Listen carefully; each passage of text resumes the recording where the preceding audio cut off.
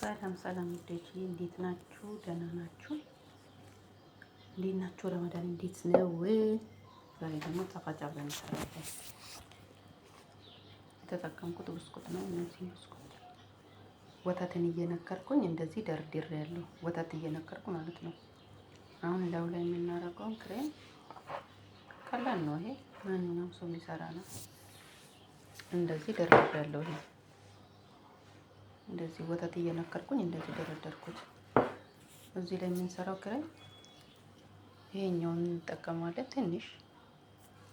ከዛ ኪሪ አለ 4 ኪሪ እና ይሄ ከረሜል የውስጡን ፓውደር አንዱን ነው የሚጠቀመው። አንዱን የውስጡን ፓውደር እና ይሄንን የውስጡን ፓውደር ከዚህም አይሆን ኪሪውን አድርጌያለሁ። አሁን የዚህኛውን ክሬም አንድ ሙሉን አድርጎት በአንድ እጄ ስልክ ስለያዝኩኝ ብለን መቀመጫኝ ነው።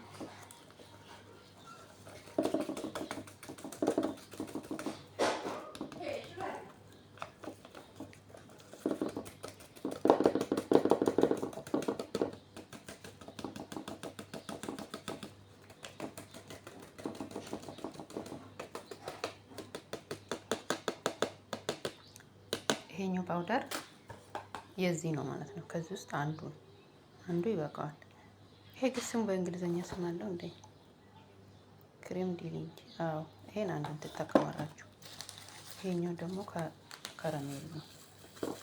የከረሜል ፓውደሩ ማለት ነው።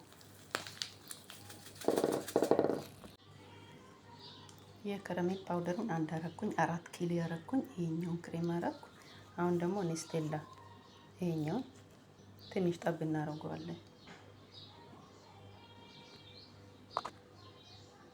ቀዝቅዟል እሱ ራሱ።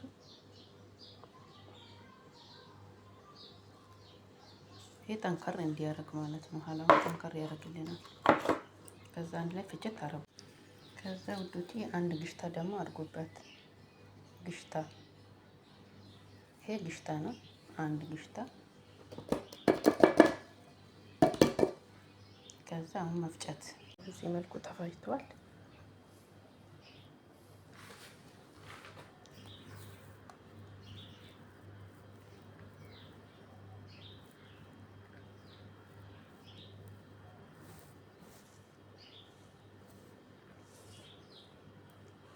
እንደዚህ ካደረግን በኋላ እናዳርሰዋለን በማንካ።